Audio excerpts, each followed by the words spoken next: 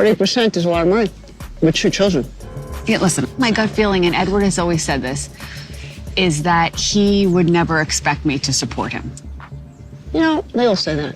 Marissa may feel like her relationship with Edward is finally heading in the right direction, but her mother, Joanne, is still extremely concerned about the upcoming marriage.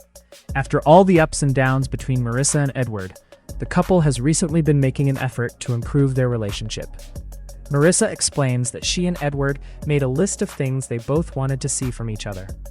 And according to her, they've actually been putting in the work. That effort has brought them closer together and made Marissa feel even more confident about their future. Oh, hi, thank you. Here's some plates. Here we go. This is so for cute. Marissa. This is for Jen. All good? I'm good, yeah, thank you. How are the boys and Edward? Everything's going really well. It's a work in progress, but Edward and I made a list of the things that I wanted to see more from him and the things that he needed to see from me. And these last, within these last however many days, we've really been making a concerted effort to do what the other one has asked. And what that's done is it's brought us much closer together, and it's both brought us to back to the point. You look annoyed. No, I'm concerned. I mean, I was very upfront with Edward and with you of how I felt about this whole situation. I thought there were so many red flags. I still think there are red flags. You do? But, well, let me finish. The bottom line is, are you 100% sure that this is what you want to do? This is what you're going to do? Or are there still the little doubts that are, gnawing at you? I wouldn't say that they're doubts. I say there's some fear. This fear of the unknown of what the future holds for us. But if you were to ask me today, am I 100% in to marry Edward? I'm going to tell you, yeah, I love him. So, Marissa, please don't be upset with me with this, because I have the most respect for you. You're a smart woman, and I trust your decisions. But because I'm your mother and I'm concerned, because there's something to be concerned about, because there's a very different kind of relationship. It's, there are a lot of things that could go wrong. And I spoke with our lawyer, and I explained everything to her. And I asked her if she would talk to you, just to help you understand, what your rights are and what you should be looking at. So would you be okay if I gave her a call and just had her explain things to you? I mean, yeah, I would. I also reached out to a lawyer. Of course, I, started drafting up a prenup of my own. And without an issue, he signed them and gave them back to me. So I know you did. And just indulge me. I'm getting to know Edward more. The conversations I've had with him, they're good. I didn't expect them to be good, but they are good. But I worked hard in my life.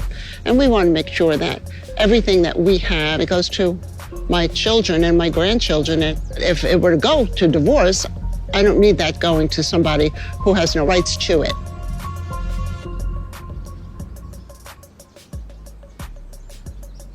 Maria, hi, it's Joanne. How are you? I'm with my daughter. Would you mind going over with her some of the things we talked about earlier? Hold on, I'll put you on speaker. Maria, this is my daughter, Marissa. And Marissa, this is Maria. Hi, Maria. Hey, Marissa, how are you? I thought it might be important to kind of talk about some of the nuances between the prenup and what I believe you're going to end up having to sign for immigration purposes. Are you signing an affidavit of support? I suppose I am. So basically, you're going to end up having to sign an affidavit of support for Edward.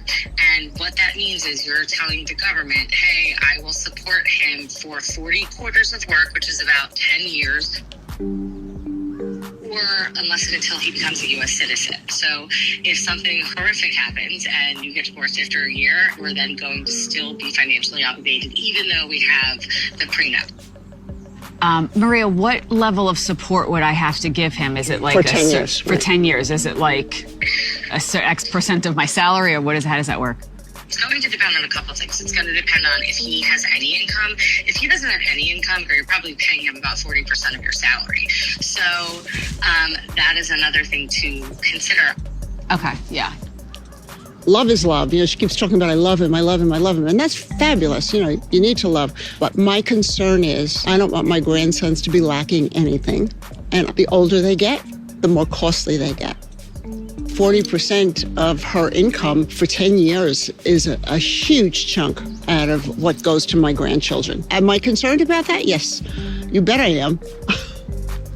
Thanks, Maria. You're welcome. Bye. 40% is a lot of money with 2 children. Yeah, listen, my gut feeling, and Edward has always said this, is that he would never expect me to support him. You know, they all say that. I know we all say it, but like, I Everybody really says believe that. him. You get Well, divorced, you it don't have gets to believe him. He's really, going to be my really dirty. husband. But he's going to be my I've husband. been divorced. I know. So have I. And, you know, Okay, well, listen, it's your life. I'm just raising the red flag because I'm your mother, and that's what mothers do. We get nervous about things like that. understood. All right. Marissa had been having doubts. So, you know, all the ups and downs, yeah, you need to hope for the best, but you definitely need to plan for the worst. It's smart to understand what you're dealing with and not just say, well, I don't think he would do that to me. Yeah, he would. Sorry.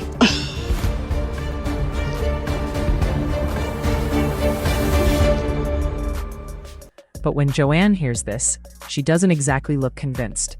She reminds Marissa that she has always been upfront about her concerns.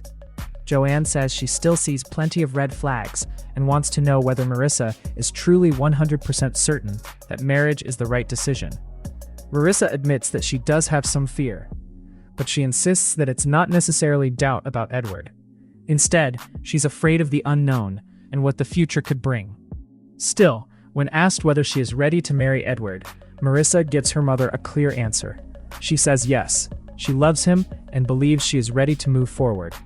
But Joanne isn't willing to simply accept that answer. As a mother, she wants Marissa to understand exactly what she's getting into. Joanne reveals that she has spoken with a lawyer and wants Marissa to have a better understanding of her legal and financial responsibilities. Marissa tells her mother that she has already contacted a lawyer herself and has even started working on a prenup. She says Edward signed the documents and returned them without a problem. But Joanne still wants her daughter to hear another perspective. The lawyer explains that marriage to Edward could involve more than just a prenup because of his immigration situation. Marissa could potentially have to sign an affidavit of support as part of the immigration process. The lawyer explains that this type of obligation can potentially continue for a significant period, depending on the circumstances. That immediately gets Marissa's attention. She asks exactly how much she could potentially be responsible for. The lawyer explains that the amount could depend on Edward's income and other circumstances. The conversation leaves Joanne even more concerned. For her, this isn't simply about whether Marissa loves Edward. She is thinking about Marissa's children and grandchildren and the financial future of her family. Joanne makes it clear that she doesn't want anything that Marissa has worked hard to build to be put at unnecessary risk. She acknowledges that Marissa keeps saying she loves Edward, but Joanne believes love alone isn't enough when you're entering a marriage that comes with serious financial and legal responsibilities. She is especially concerned about what could happen if the relationship eventually ends. Marissa, however, still believes Edward would never intentionally take advantage of her. She explains that Edward has always told her he would never expect her to financially support him. Joanne responds with a reality check. She reminds Marissa that people can say one thing while a relationship is going well, but circumstances can change, and Joanne knows that personally because she has already experienced divorce. She tells Marissa that she isn't trying to control her decision. She's simply raising a red flag because she's her mother. Marissa may ultimately choose to marry Edward, but Joanne wants her daughter to understand the potential consequences before walking down the aisle. And perhaps the biggest message from Joanne is simple. Hope for the best, but plan for the worst. Because according to her, believing that someone would never hurt you isn't enough protection. You also have to understand what you're getting into. Marissa believes Edward is the man she wants to spend her life with.